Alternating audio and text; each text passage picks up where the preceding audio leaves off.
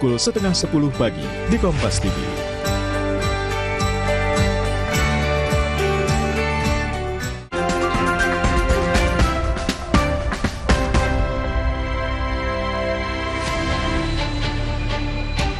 Tak selesai-selesai kasus yang berkaitan dengan ijazah Presiden ke-7 Republik Indonesia, Joko Widodo. Meski sejumlah otoritas menyatakan ijazah Jokowi asli, namun polemik soal dugaan ijazah palsu terus bergulir. Bahkan kasus tudingan ijazah palsu Jokowi sudah naik ke penyidikan polisi. Dengan terus munculnya polemik ijazah, Jokowi menduga ada agenda politik di balik kasus ini, diantaranya digulirkan untuk menurunkan reputasi politiknya. Terkait ijazahnya, Jokowi menegaskan akan menunjukkan di persidangan. Sebelumnya pada Mei lalu, Barreskrim Polri mengumumkan ijazah milik Jokowi identik dengan lulusan UGM lainnya. Baca kemarin sudah dalam proses penyidikan ya sudah serahkan pada proses hukum yang ada, kemudian kita lihat nanti di sidang-sidang yang ada di pengadilan seperti apa. Artinya tidak. Yang jelas saya ingin menunjukkan ijazahnya di dalam sidang pengadilan nantinya. Perasaan politik saya mengatakan ada agenda besar politik untuk menurunkan reputasi politik, untuk mendowngrade yang ya buat saya biasa-biasa aja. Salah satu penuding ijazah Jokowi palsu, Rizwan Sianipar, membantah tudingan Jokowi yang menilai ada agenda politik di balik kasus ijazah. Rizwan menegaskan ia adalah peneliti yang tidak terafiliasi dengan ormas ataupun partai politik.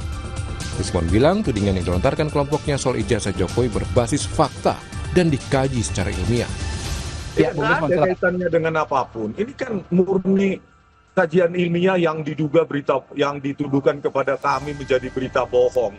Padahal ini kan cuma ilmu dasar dalam image dan video processing. Ini kan ilmu dasar bahwa mahasiswa semester 5, semester 6 pun sanggup menganalisa ini, ya, bahwa dengan font identification itu font Times New Roman di lembar pengesahan skripsi. Okay. Dan dari bundle yang didapatkan Bu Tifa pun sekarang terkonfirmasi bahwa teknologi pada lembar pengesahan skripsi tahun 1985 itu mesin ketik.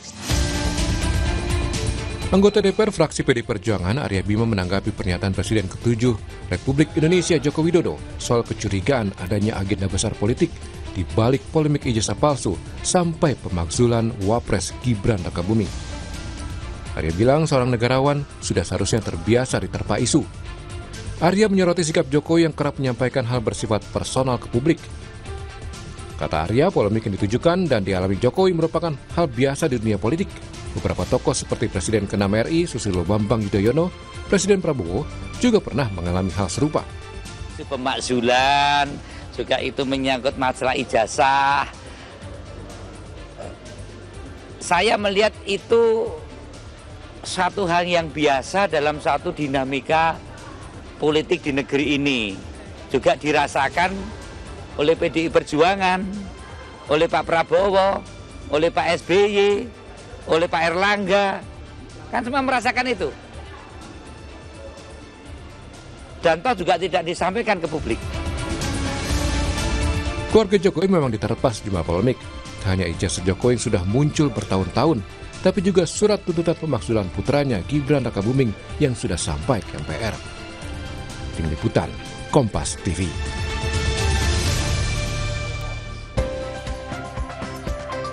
Saudara, mengapa Joko Widodo sampai menduga ada agenda politik di balik isu ijazah dan pemakzulan putranya Gibran Rakabuming? Kita ulas bersama sejumlah narasumber. Ada juru bicara Partai Solidaritas Indonesia, Beni Papa. Selamat pagi, Mas Beni. Selamat pagi, Mas. Terima kasih sudah bergabung pada pagi hari ini. Juru bicara PD Perjuangan, Seno Bagaskoro. Selamat pagi, Mas Seno. Ya, selamat pagi, Mas. Selamat pagi, Mas Seno. Terima kasih juga sudah bergabung. Dan pengamat politik yang juga Direktur Eksekutif Indikator Politik Indonesia, Burhanuddin Muhtadi. Selamat pagi, Mas Burhan.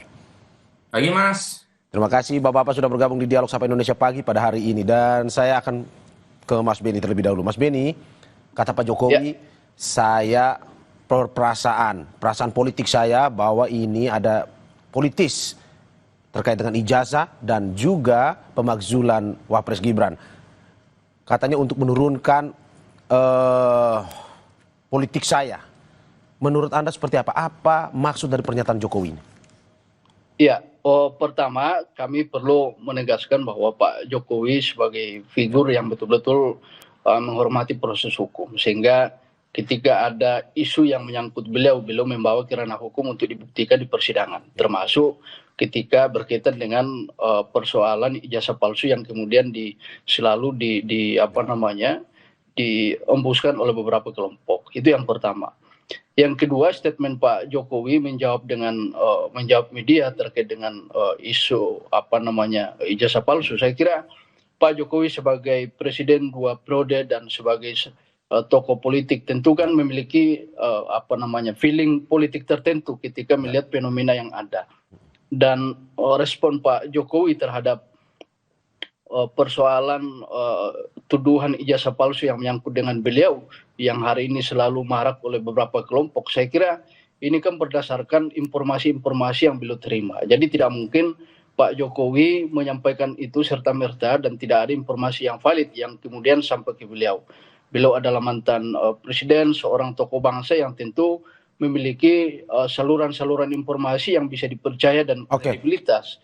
Dan apa yang disampaikan Pak Jokowi kemarin itu adalah respon bahwa memang kelompok-kelompok yang selama ini menuduh bahwa ijazah Pak Jokowi palsu ini adalah kelompok-kelompok yang memang mau mendiskreditkan figur Pak Jokowi sebagai tokoh politik yang selama ini dihormati sebagai satu presiden yang betul-betul berhasil untuk membangun bangsa kita. Gitu. Mas Benny, ini sebenarnya informasi, penegasan saja, informasi atau perasaan sebenarnya?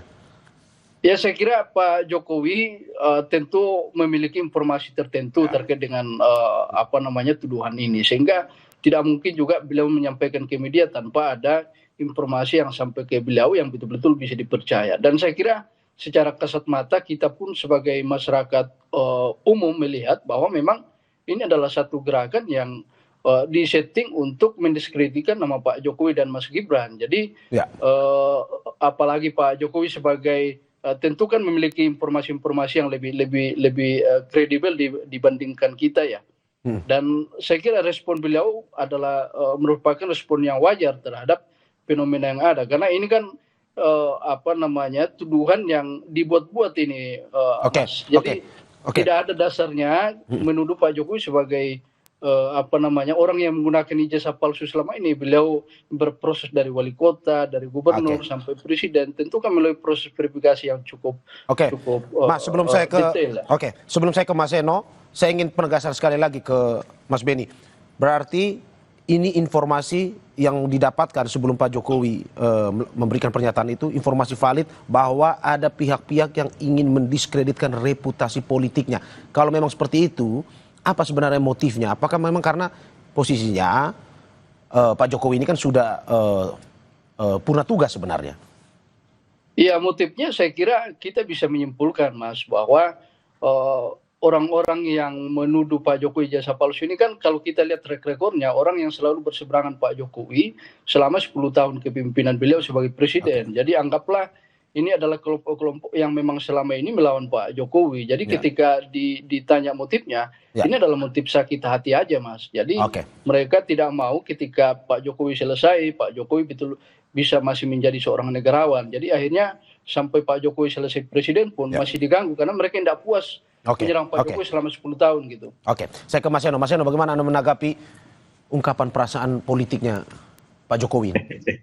Ya namanya orang punya perasaan apapun gitu ya, nggak mungkin salah, Mas. Namanya orang perasaan apa gitu. Kayak kita misalnya orang biasa ini yang merasa sedih, merasa senang, merasa marah, merasa jengkel, ya nggak bisa disalahkan. Namanya juga perasaan itu. Apalagi kalau kemudian perasaan itu disampaikan kepada publik berkaitan dengan peristiwa tertentu, nggak bisa disalahkan. Yang jadi persoalan kan adalah lalu kenapa perasaan itu harus sampai ke telinga orang banyak? Kita tahu bahwa Pak Jokowi ini kan presiden, sempat menjadi presiden, mantan presiden, yang pasti kemudian punya khalayak publik yang mendengarkan apa yang beliau sampaikan. Kalau memang kasus ini sebegitu mengganggu beliau, sebetulnya kan banyak cara-cara praktis yang lebih cepat untuk menyelesaikan persoalan ini. Tapi dengan menyampaikan suatu kecurigaan bahwa ini jangan-jangan ada motif tersembunyi, ada kemudian agenda besar, ada kemudian motif politik besar di belakang situasi hari ini yang menerpa beliau gitu ya. Ini kalau menurut saya bukan malah menyelesaikan persoalan, malah justru akan membawa diskursus publik ke dalam diskusi yang lebih panjang. Ya. Jadi masalah percakapan ini tidak akan makin selesai, makin surut, tapi justru malah akan kontraproduktif dengan tujuannya, gitu, dengan beliau menyampaikan perasaan tersebut. Jadi kalau saya sih, saya merasa namanya seorang tokoh politik, Pak Jokowi ini kan tokoh politik, politisi yang kemudian berasal dari keluarga politik. Sekarang keluarga beliau ini keluarga politik. Ya. Beliau mantan presiden selama lebih dari 20 tahun menggunakan atau menerima manfaat dari partai politik menjabat di dalam jabatan publik. Kemudian putra beliau yang satu adalah wakil presiden aktif, yang satu adalah ketua umum partai politik, maka beliau adalah politisi di dalam keluarga politik. Nah, di dalam spektrum dan situasi politik, saya rasa kan bukan hal yang aneh dan hal yang baru. Kalau kemudian para politisi ini menerima isu-isu politik. Nah, kalau kemudian serangan politik ini dikomodifikasi gitu ya, kemudian direspon terus-menerus gitu ya. Saya selama mempelajari komunikasi politik, mempelajari ilmu politik selama ini, yang saya tangkap malah justru isu itu tidak semakin kecil, tapi akan malah semakin diperbesar. Gitu. Nah, oleh karena itu tentu kalau memang prinsipnya adalah ingin menyelesaikan masalah ini, dengan menyampaikan yang disampaikan oleh beliau kemarin bahwa ada motif konspirasi besar, agenda besar di balik situasi ini, malah justru tidak mengecilkan masalah, malah akan membuat kompas seperti hari ini kita malah ngomongin tentang ini, orang malah akan berasumsi tentang ini, sehingga saya rasa ini tidak menyelesaikan persoalan. Kalau memang tujuannya adalah menuntaskan diskusi dan gosip di tengah publik. Tapi Mas Eno, tapi kan untuk politisi besar seperti yang kata Mas Arya Bima, tidak hanya Pak Jokowi, tetapi juga ada Ibu Mega bahkan, terus juga ada Pak Prabowo juga. Itu juga memang mendapatkan, ya kita bisa bilang mungkin serangan-serangan politik juga seperti ini. Menurut Anda, apakah ini salah disampaikan ke publik bahwa ya saya ada serangan dan ini ada orang-orang yang mendiskreditkan reputasi politik saya? Bukankah memang sebenarnya itu lumrah saja? Itu yang saya sampaikan tadi, bahwa nggak bisa disalahkan siapapun kemudian punya perasaan terganggu, punya perasaan seperti apa, nggak bisa disalahkan. Tetapi tentu di dalam komunikasi politik saya rasa menjadi penting kan untuk mempertimbangkan apa yang menjadi efek dan implikasi dari ungkapan perasaan seseorang. Apalagi beliau ini seorang politisi yang sudah sangat lama berkiprah di dalam dunia politik, pasti sudah punya hitung-hitungan dan kalkulasi. Jika menyampaikan A kepada publik, kira-kira responnya nanti akan seperti apa. Jika menyampaikan B akan seperti apa. Nah, di dalam isu ini kan rasa-rasanya kan percakapan ini terus muncul karena beliau menyampaikan terus nih perasaan-perasaan beliau ini berkaitan dengan isu ini. Nah, pemimpin lain, tokoh-tokoh politik lain apakah tidak mengalami situasi yang sama, diserang dari berbagai sisi gitu ya, meskipun tidak selalu adalah soal isu yang sama gitu. Tapi di berbagai situasi yang berbeda, konteks yang berbeda kan juga mengalami itu. Nah, tetapi saya rasa kalau kami di PDI Perjuangan kita dibiasakan untuk kecenderungannya adalah kepada pelembagaan institusi. Sehingga setiap persoalan, setiap kemudian masalah yang datang kepada figur maupun kepada organisasi diselesaikan dalam mekanisme institusi. Gitu. Nah, kami dalam prinsip ini hari ini melihat bahwa misalnya di dalam PDI Perjuangan, ajaran Bung Karno, pemikiran Ibu Ketua Umum itu dimasukkan di dalam konteks institusi. Jadi nggak menyelesaikan masalahnya secara baper, Mas, tetapi dalam konteks bagaimana program-program itu bisa tersistem. Jadi agak berbeda ini cara pandangnya. Kalau berarti Mas Eno mau bilang kalau Pak Jokowi masih di PDIP nggak mungkin ngomong seperti ini ya? Ya itu nggak tahu, kita kan nggak bisa merancang masa lalu atau masa depan. Saya ke Mas Burhan. Mas Burhan, bagaimana melihat tadi kalau kata Mas Eno ada hitung-hitungannya kalau Pak Jokowi ngomong seperti ini? Seperti apa menurut Anda? Ya, pertama saya setuju ya bahwa sebaiknya sebagai negarawan beliau membatasi untuk tidak bicara urusan politik praktis ke publik. Dan memang kalau dilihat dari substansi apa yang Pak Jokowi sampaikan, mungkin ada benarnya. Dan secara empirik, betul tingkat kedisukaan terhadap Pak Jokowi juga menurun ya, setelah ijazah palsu bulan-bulan menyita perhatian publik ya. Jadi secara substansi apa yang disampaikan oleh Pak Jokowi mungkin ada benarnya, bahwa ada desain di balik serangan bertubi-tubi yang diarahkan ke keluarga besar beliau, suatu hal yang tidak terelakkan ya, karena putra dan menantu beliau masuk ke dalam politik. Jadi meskipun masa jabatan Pak Jokowi sudah selesai, tetapi kan keluarga besarnya masih aktif di politik. Tetapi ketika perasaan itu disampaikan ke publik, ya wajar kalau misalnya Mas Seno punya anggapan, ada maksud lain, kenapa itu harus disampaikan. Nah, saya pribadi, ini sikap saya pribadi, pandangan saya pribadi, itu sebenarnya berharap seorang presiden yang pernah menempati orang nomor 1 di Republik, setelah selesai, itu sebaiknya beyond dari urusan day-to-day politik. Menjadi seorang negarawan yang bukan lagi memikirkan pemilu 5 tahun yang akan datang, tapi memikirkan apa warisan yang akan diberikan ke generasi berikutnya. Itu yang kita pelajari dari tradisi politik di Amerika. Seorang presiden setelah selesai menarik diri dari urusan politik praktis. Itu yang ideal ya buat saya. Tentu seorang presiden, mantan presiden seperti Pak Jokowi punya pandangan lain karena konteksnya berbeda. Tetapi ketika berbicara seperti itu, tentu tidak bisa terelakkan beliau masuk dalam urusan pusaran politik praktis yang penuh dengan polemik, kontroversi, dan pro dan kontra. Jadi, apakah menurut Anda ini karena Pak Jokowi sudah merasa gerah, akhirnya harus mengungkapkan seperti ini, atau sebenarnya bagaimana? Ya bisa saja, lagi-lagi soal tafsir politik kita tidak tahu ya, kita tidak bisa menilai apa yang batin. Tapi yang terlihat memang yang terlihat dalam pengertian muncul statement itu kita bisa menduga, kita bisa berspekulasi bahwa serangan itu sampai pada titik di mana Pak Jokowi tidak bisa menghandle-nya lagi, menghandle dalam pengertian tidak bisa menyembunyikan lagi untuk tidak mengeluarkan statement ke publik. Satu hal yang menurut saya agak berbeda.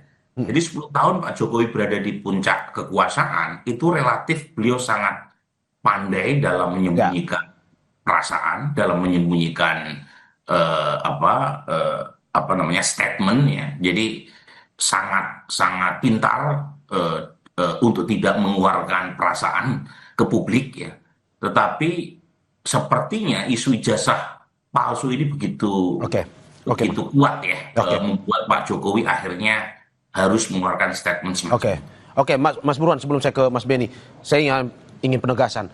Anda tadi bilang bahwa Pak Jokowi pintar selama menduduki jabatan sebagai presiden, gubernur itu dalam mengolah kata, mengolah kalimat. Menurut Anda, dengan pernyataan yang eksplisit seperti ini, yang jarang sebenarnya dilakukan oleh Pak Jokowi, apakah memang betul karena dia merasa terganggu, ataukah mungkin karena Anda bilang pintar tadi, ada tujuan lain sebenarnya? Tujuan politis juga? Iya, lagi-lagi kita jawabannya tidak bisa either or ya. Jangan-jangan dua-duanya benar. Satu sisi memang ada ketergantungan karena isu ijazah ini betul-betul membetot perhatian publik dan menguras perasaan. Tapi saat yang sama juga ada tujuan lain. Karena ketika itu disampaikan ke publik, bagi seorang politisi yang sudah sangat matang dan punya jam terbang panjang seperti Pak Jokowi, pasti ada kalkulasi politik. Nah, kalkulasi politiknya bisa ditujukan kepada elit politik, ya. Yang kedua ditujukan kepada pendukungnya, kepada publik secara umum. Ya, jadi lagi-lagi kita tidak bisa memilah mana A, mana B. Dua-duanya bisa saja. Saya ke Mas Beni. Mas Beni, bagaimana Anda melihat bahwa kalkulasi politiknya sebenarnya ini tidak perlu disampaikan ke publik karena ada implikasinya, ada akibatnya ke publik. Tetapi di satu sisi juga ya sebagai seorang politisi Pak Jokowi juga merasa seperti itu. Menurut Anda seperti apa? Tapi jangan dijawab dulu karena kita saksikan usai jeda.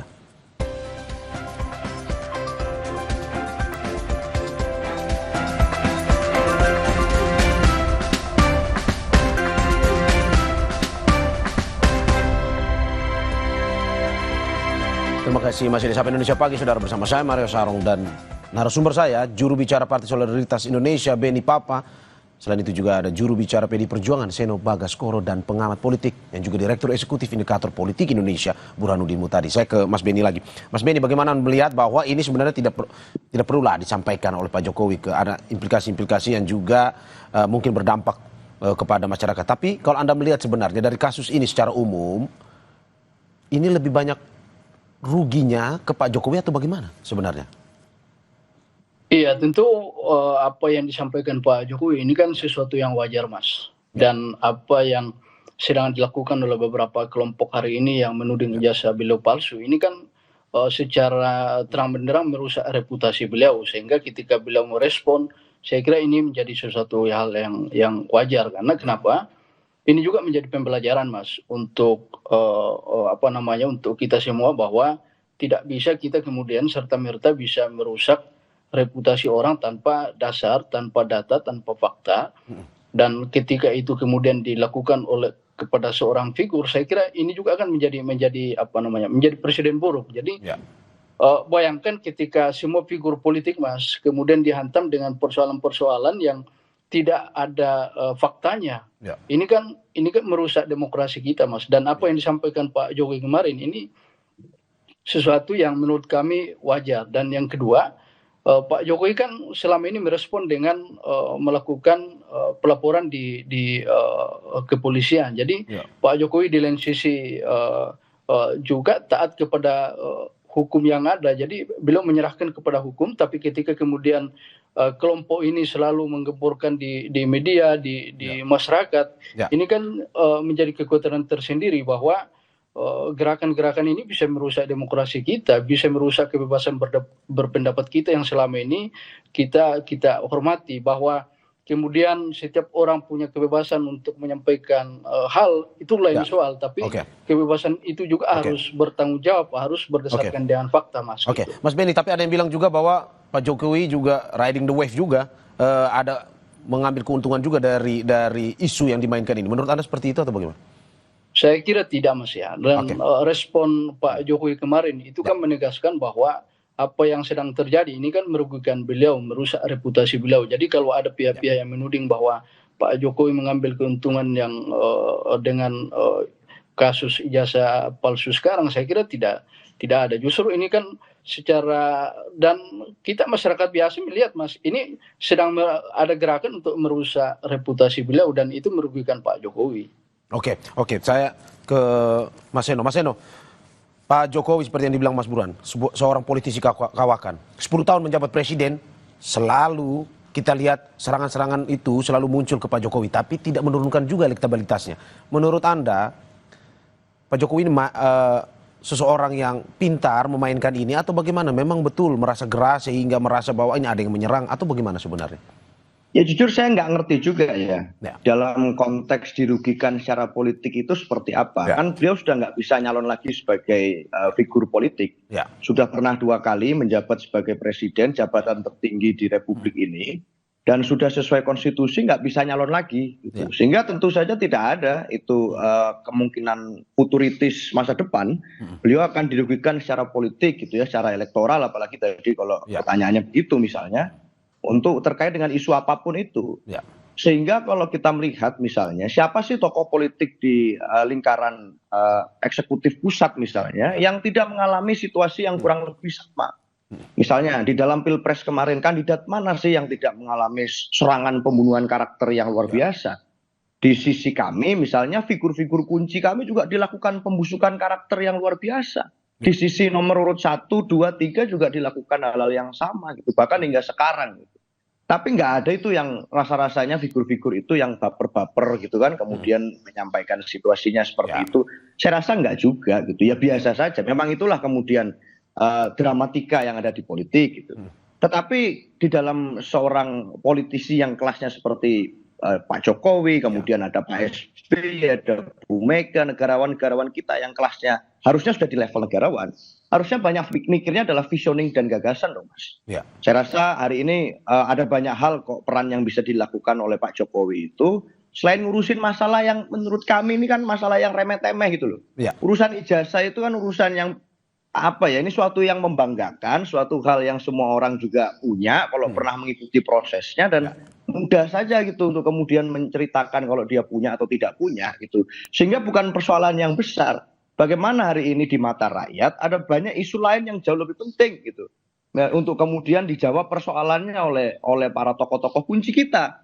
Pak Jokowi bisa tuh nimbrung ikut mikir misalnya bagaimana ini rakyat banyak yang teriak-teriak nih, sedang banyak PHK. Bagaimana kira-kira ini dengan lapangan kerja yang dijanjikan disediakan oleh dan lain sebagainya. Banyak isu-isu kemudian yang butuh kemudian dijawab oleh masyarakat daripada rakyat disuruh ikut mikirin pemimpinnya. Kan malah kasihan double nih. Rakyat setiap hari ke harinya sudah pusing mikirin bagaimana kehidupannya. Ini masih disuruh mikirin soal urusan personal dan pribadi pemimpinnya. Saya rasa ini akan semakin kasihan masyarakat kita kalau begitu. Saya rasa itu, Mas. Kalau dari PDIP berarti lebih ingin ini selesai dengan cara Pak Jokowi menunjukkan ijazahnya atau Roy Suryo CS sudah selesai laporan-laporannya? Ya, kami itu nggak ada kepentingan politik apapun kok soal isu ini sebenarnya prinsipnya gitu ya. Sehingga apapun itu buat kami ada banyak cara untuk Pak Jokowi itu bisa kemudian menunjukkan cara yang lebih elegan dan lebih praktis bagi beliau sendiri bahkan dan bagi masyarakat Indonesia secara luas gitu ya, agar persoalan ini cepat selesai. Tapi kalau beliau justru malah ingin menikmati situasi diskursus ini dengan saling jawab jinawab gitu ya, balas membalas respon komentar seperti ini, ya silahkan saja, nggak ada masalah dan nggak ada rugi dan nggak ada untungnya buat kami, biasa saja buat kami. Itu, Mas. Oke, saya ke Mas Burhan. Mas Burhan, bagaimana Anda melihat begini? Ini terkait untung ruginya. Ini kalau dalam kasus ijazah dan juga pemakzulan ataupun kasus politik yang menimpa Pak Jokowi ini, menurut Anda lebih untung Roy Suryo CS-nya menimba dari popularitas dari kasus ini, ataukah Pak Jokowi sendiri walaupun diserang tapi bisa untung juga? Saya mungkin tidak menjawab pertanyaan Mas Mario secara langsung ya, tapi ada 2 poin yang ingin saya katakan ya. Poin pertama, Pak Jokowi itu satu-satunya presiden pasca reformasi yang setelah tidak lagi menjabat tidak punya partai. Jadi umumnya presiden-presiden kita itu setelah selesai masa tugasnya itu terafiliasi dengan partai politik. Jadi ada proteksi politik yang kuat. Pak Jokowi tidak. Karena dipecat sama Mas Seno. jadi yang pertama itu. Jadi artinya karena tidak punya proteksi politik dari institusi bernama partai politik, maka presiden itu menjadi kekuatan personalnya bahwa dia dicintai oleh publik. Jadi meskipun meskipun dia tidak bisa maju lagi 5 tahun yang akan datang, tetapi sumber daya kekuatan utama Pak Jokowi adalah reputasi politik, popularitas publik. Ini yang tercederai nih sejak beberapa bulan terakhir terutama ya, karena dulu pernah muncul juga gugatan terkait dengan ijazah palsu 2019 ya. Tapi belakangan makin kenceng kan. Dan itu memang menurunkan tingkat kedisukaan Pak Jokowi cukup tajam. Jadi itu poin pertama saya. Menurunkan ya, berarti memang rugi untuk Pak Jokowi ya sebenarnya. Iya betul. Jadi kan kalau misalnya tingkat kedisukaan turun akibat ijazah palsu, meskipun saya sendiri masih belum yakin ya, saya sih tidak teryakinkan dengan bukti-bukti yang dibawa Roy Suryo, tetapi secara umum kan ada dampak negatif terhadap reputasi popularitas Pak Jokowi. Dan karena popularitasnya menurun ya, itu otomatis beliau tidak lagi bisa bergantung pada apa yang selama ini menjadi kekuatan Pak Jokowi, yaitu popularitas tadi, kan menurun. Ya, itu satu. Yang kedua, bagaimanapun ada keluarga besar beliau yang masih aktif di jabatan publik. Ya. Nah, misalnya Mas Gibran. Mas Gibran wakil presiden, dan tentu sebagai wakil presiden namanya dalam survei-survei pasti masuk sebagai calon pemimpin nasional 5 tahun yang akan datang. Nah tentu punya impact nih, apalagi muncul juga kan gugatan berkaitan dengan isu pemakzulan, sesuatu hal yang sebenarnya lagi-lagi dalam politik biasa. Kita dulu zaman Pak SBY, Pak Budiono juga seringkali diuarkan untuk dimakzulkan ketika isu skandal Senturi muncul, kemudian zaman Gus Dur, dan seterusnya. Tapi lagi-lagi isu itu kan tidak serta-merta datang, pasti ada konteks politiknya. Makanya secara substansi saya bisa mengerti apa yang disampaikan oleh Pak Jokowi ya, bahwa apa yang disampaikan kemarin itu ada benarnya. Dalam politik kan nggak ada yang tanpa skenario, pasti ada skenario ya. Tetapi ketika itu diucapkan langsung oleh Pak Jokowi, menurut saya ini menjadi suatu hal yang menarik, karena sebelumnya Pak Jokowi tidak seperti itu. Pasti ada perhitungan kalkulasi politik, mungkin juga beliau cukup terganggu karena beruntun ya serangannya yang dialamatkan kepada beliau dan keluarga besar, ya, bukan hanya soal ijazah palsu, tapi juga soal pemakzulan Mas Wapres, ya, istilahnya Pak Jokowi, kemudian isu korupsi yang diduga atau dikaitkan melibatkan menantunya di Sumatera Utara. Jadi beruntun. Nah, ini yang mungkin mengganggu beliau, tapi saat yang sama untuk seorang politisi kawakan, ketika itu disampaikan kepada publik, pasti ada tujuan lain di luar dari urusan perasaan. Oke, saya ke Mas Beni. Mas Beni, bagaimana Anda melihat bahwa betul kata Mas Eno bahwa ini sebaiknya ya sudah kita lebih pikirkan hal-hal yang bersifat lebih besar untuk negara ini. Menurut Anda bagaimana sebenarnya caranya untuk pada akhirnya permasalahan ijazah, permasalahan pemakzulan ini selesai sudah dan kita lebih fokus kepada hal-hal yang bersifatnya membangun? Iya, Pak Jokowi kan selama ini itu menghindari statement ke publik terkait dengan tudingan ijazah palsu. Jadi apa yang disampaikan Mas Seno tadi bahwa ini hal yang kecil yang yang seharusnya tidak direspon, saya kira Pak Jokowi sudah melakukan itu selama ini terkait dengan tudingan ijazah palsu. Tapi ketika kemudian ini kemudian semakin isunya semakin membesar dan kita melihat bahwa memang ada desain tertentu, maka ketika Pak Jokowi merespon ini adalah sesuatu yang wajar yang seharusnya dilakukan oleh Pak Jokowi. Karena kenapa? Ini kan juga akan membentuk persepsi publik yang baru kalau Pak Jokowi tidak merespon kasus ini. Jadi apa yang dilakukan Pak Jokowi ini bagian dari upaya untuk menetralisir sehingga tudingan-tudingan ini tidak semakin membesar dan sekali lagi bahwa ini menjadi warning juga untuk teman-teman yang melakukan gerakan-gerakan tudingan ijazah palsu ini, bahwa apa yang dilakukan tanpa bukti, tanpa fakta itu nanti akan terbukti di persidangan, dan Pak Jokowi sedang menyiapkan itu dengan laporan di kepolisian gitu. Ya. Dan apakah juga seperti yang kata Mas Burhana tadi, analisisnya apa? Setelah keluar pernyataan ini mungkin saja karena Pak Jokowi merasa popularitasnya juga terganggu atau bagaimana menurut Anda? Oh ya Pak, pasti Mas. Ya. Dan apa yang dilakukan Pak Jokowi ini kan sekali lagi merespon karena beliau merasa terganggu. Beliau merasa dirugikan dengan isu-isu yang memang tidak ada buktinya. Tapi kemudian kalau ini dibiarkan Mas, ini kan sesuatu presiden yang buruk untuk kita. Orang dengan bebas menuduh orang menggunakan ijazah palsu tanpa ada bukti, tanpa data, ini kan sesuatu yang harus kita harus kita lawan, Mas. Oke, saya ke Mas Eno. Mas Eno, bagaimana Anda melihat bahwa ini sebenarnya harus dihentikan seperti kata Anda tadi, isu ijazah, isu pemakzulan, ini perlu dihentikan segera atau bagaimana?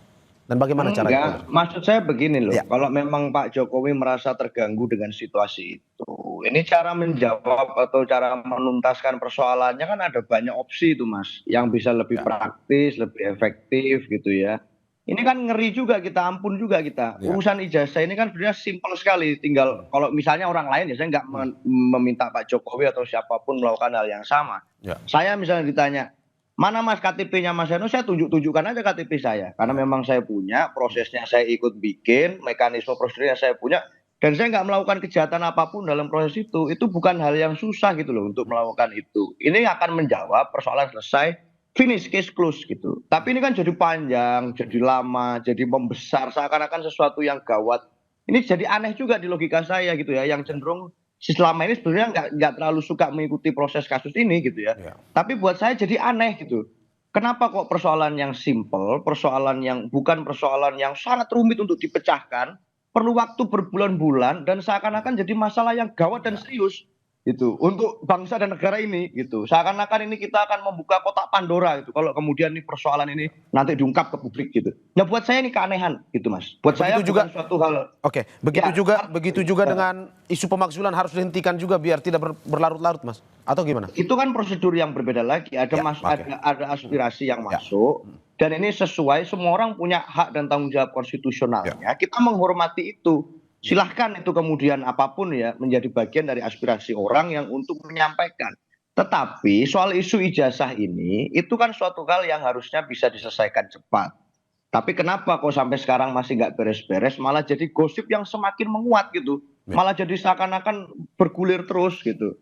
Nah ini kan menimbulkan awalnya publik yang nggak tertarik ngikutin jadi curiga. Publik yang awalnya curiga makin negatif thinking ini. Nggak kemudian selesai masalahnya. Sehingga buat saya ada banyak fokus lain yang harusnya kita bicarakan. Kalau soal ini saja nggak selesai, ya kasihan banget rakyat Indonesia. Maka kita akan tertarik kepada urusan skandal ini, urusan dugaan skandal ini, gitu ya. Sampai yang urusan lain-lain masyarakat jadi nggak merasakan, nggak membahas lagi. Nah, buat saya yang bisa menyelesaikan ini itu ya harusnya kebesaran dan kenegarawan Pak Jokowi sebagai yang hari ini sedang banyak orang sedang menyarankan atau menyasarkan tuduhan. Sebagai negarawan beliau harusnya punya dan tahu caranya untuk menyelesaikan persoalan ini dengan elegan, dengan baik, sehingga nggak kemudian seperti ini. Gitu. Karena dengan cara beliau menyampaikan seperti itu justru kontraproduktif dengan tujuan ingin menyelesaikan gosip atau tuduhan atau apapun namanya persoalan dengan ijazah beliau. Ini justru kontraproduktif. Itu Mas. Kontraproduktif. Kita ke Mas Burhan. Mas Burhan, bagaimana Anda melihat ini? Ini kontraproduktif kalau kata Mas Eno.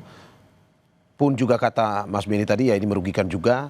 Bagaimana harusnya permasalahan-permasalahan ini segera diselesaikan dan kita lebih fokus kepada permasalahan yang membangun bangsa ini sebenarnya. Iya, memang cara menyelesaikannya tidak mudah ya. Bahkan kalau kita merujuk pada kasus Obama, Obama pernah digugat akte kelahirannya karena dianggap tidak layak maju sebagai calon presiden karena tidak lahir di tanah Amerika. Salah satu penggugatnya namanya Donald Trump. Dan akhirnya Obama mengeluarkan birth certificate-nya. Tetapi apakah pembenci Obama serta-merta menghentikan tuduhannya? Ternyata enggak juga. Masih terus-menerus muncul. Tetapi paling tidak ketika Obama menunjukkan birth certificate-nya itu publik yang berada di tengah kan melihat keseriusan Obama untuk menyelesaikan dugaan berkaitan dengan status kelahirannya. Nah, poin saya begini, memang tidak serta-merta ketika Pak Jokowi menunjukkan akte kelahirannya, kemudian mereka yang menggugat bukan akte kelahirannya, ijazahnya, itu tidak serta-merta mereka yang anti Pak Jokowi misalnya, itu kemudian menghentikan semacam tuduhannya bahwa Pak Jokowi selama ini memakai ijazah palsu untuk masuk sebagai pejabat publik, tapi mungkin paling tidak membantu untuk menurunkan tensi. Karena terus terang saya satu frekuensi nih sama kedua narasumber bahwa ini isu yang terlalu banyak menyita perhatian kita sehingga agenda kebangsaan kita yang konkret, yang teknokratik itu nggak kita bahas, luput dari pembahasan Mas Mario di Kompas.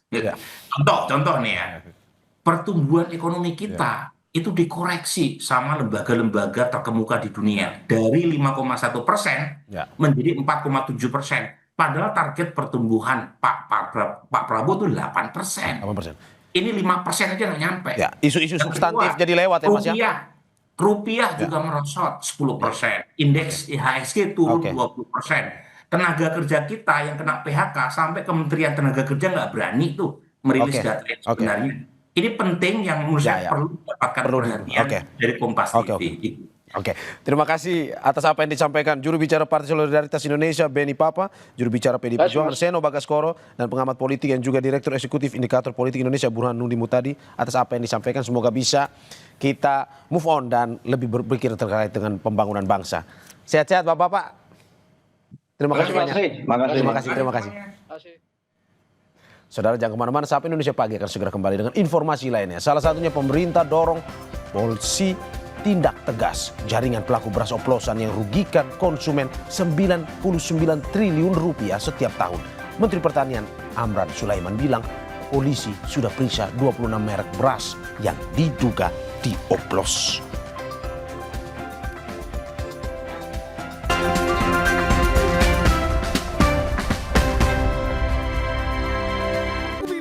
PT PLN Persero Unit Induk Pembangunan Sulawesi berkomitmen dalam menjalankan transisi energi untuk mendukung tercapainya net zero emission dengan menghadirkan infrastruktur berbasis EBT di Sulawesi yang selaras dengan RUPTL 2025-2034. Hal ini menjadi wujud kesiapan PLN dalam memenuhi kebutuhan listrik masyarakat serta pelaku industri dalam menyediakan pasokan listrik yang andal, berkelanjutan, dan ramah lingkungan. Keberhasilan pengoperasian PLTM Geluwu 40 MW dan sistem kelistrikan 150 kV yang dibangun oleh PT PLN Persero Unit Induk Pembangunan Sulawesi membawa dampak signifikan terhadap perekonomian Kabupaten Banggai. Tercatat per Mei 2025, realisasi pendapatan daerah telah mencapai 700 miliar. Pembangunan PLTMG ini sekaligus menjadi langkah dedesilisasi dengan memanfaatkan potensi gas melimpah di Kabupaten Banggai. PT PLN Persero Unit Induk Pembangunan Sulawesi dukung perekonomian UMK lokal dengan memberikan bantuan kepada kelompok tani Kopsi Batui di Kabupaten Banggai berupa alat pendukung proses produksi kopi yang mampu meningkatkan kualitas dan kuantitas kopi serta hak pengelolaan kebun kopi di bawah jaringan transmisi 150 kV dan di sekitar proyek pembangunan PLTM Geluwu 40 MW. Bantuan ini menjadi contoh nyata kepedulian PLN untuk rakyat. PT PLN Persero Unit Induk Pembangunan Sulawesi membuka pintu bagi media untuk berkunjung ke PLTM Geluwu 40 MW yang berlokasi di Kabupaten Banggai, Sulawesi Tengah sebagai bentuk keterbukaan PLN untuk rakyat dalam perkembangan operasional PLTM Geluwu yang menggunakan teknologi mesin Rolls-Royce dengan konfigurasi 5x8 MW. Infrastruktur yang dibangun untuk menggantikan PLTD yang merupakan upaya dari PLN dalam mendukung swasembada energi. PT PLN Persero Unit Induk Pembangunan Sulawesi berkomitmen dalam menjalankan transisi energi untuk mendukung tercapainya net zero emission dengan menghadirkan infrastruktur berbasis EBT di Sulawesi yang selaras dengan RUPTL 2025-2034. Hal ini menjadi wujud kesiapan PLN dalam memenuhi kebutuhan listrik masyarakat serta pelaku industri dalam menyediakan pasokan listrik yang andal, berkelanjutan, dan ramah lingkungan. Keberhasilan pengoperasian PLTM Geluwu 40 MW dan sistem kelistrikan 150 kV yang dibangun oleh PT PLN Persero Unit Induk Pembangunan Sulawesi membawa dampak signifikan terhadap perekonomian Kabupaten Banggai. Tercatat per Mei 2025, realisasi pendapatan daerah telah mencapai 700 miliar. Pembangunan PLTMG ini sekaligus menjadi langkah dedesilisasi dengan memanfaatkan potensi gas melimpah di Kabupaten Banggai. PT PLN Persero Unit Induk Pembangunan Sulawesi dukung perekonomian UMK lokal dengan memberikan bantuan kepada kelompok tani Kopsi Batui di Kabupaten Banggai berupa alat pendukung proses produksi kopi yang mampu meningkatkan kualitas dan kuantitas kopi serta hak pengelolaan kebun kopi di bawah jaringan transmisi 150 kV dan di sekitar proyek pembangunan PLTM Geluwu 40 MW. Bantuan ini menjadi contoh nyata kepedulian PLN untuk rakyat.